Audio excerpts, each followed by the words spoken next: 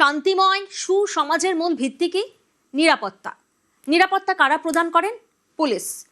আইন মেনে কাজ করা, আইন প্রয়োগ করা, আইন শৃঙ্খলা রক্ষা করা। পুলিশ অর্থাৎ public officer for legal investigation and criminal emergency. কেন আজ পুলিশকে নিয়ে এত কথা বলছি? দেখাবো আপনাদের একের পর এক ঘটনা। আগে শুরুতেই আমরা নজর রাখি আসানসোলের দিকে। আসানসোলে আক্রান্ত পুলিশ। আজ আসানসোলে আক্রান্ত হয় পুলিশ ধর্মীয় স্থানে মাইক বৃদ্ধি প্রচার, সেখানে যায় পুলিশ আর সেখানেই পুলিশের উপর আক্রমণ।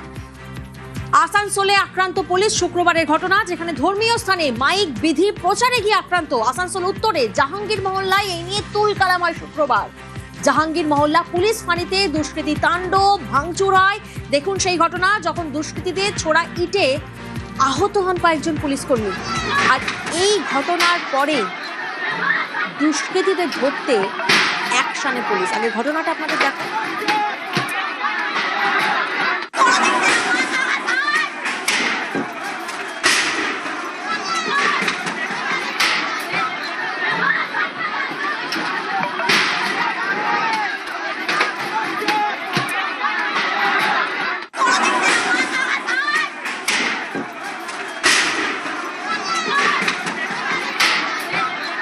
দেখুন যে ছবি আপনারা দেখছেন, আসানসোল, যেখানে ধর্মীয় স্থানে মাইক বিধি প্রচারে গিয়ে আক্রান্ত হয় পুলিশ।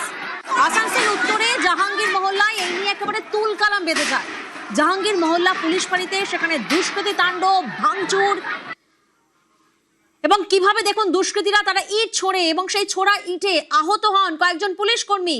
আর এই ঘটনার পরেই দুষ্কৃতীদের ধরতে অ্যাকশনে পুলিশ। হ্যাঁ দেখুন, পুলিশ অ্যাকশনে। পরিস্থিতি সামলাতে লাঠিচার্জ, টিয়ার গ্যাস।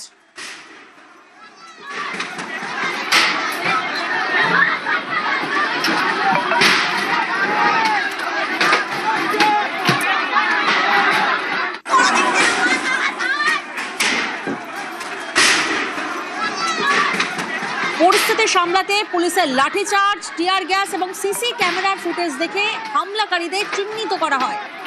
এলাকায় ঘরে ঘরে ঢুকে তল্লাশি চালায় পুলিশ। আর এই ঘটনায় 26 জনকে গ্রেফতার করা হয়।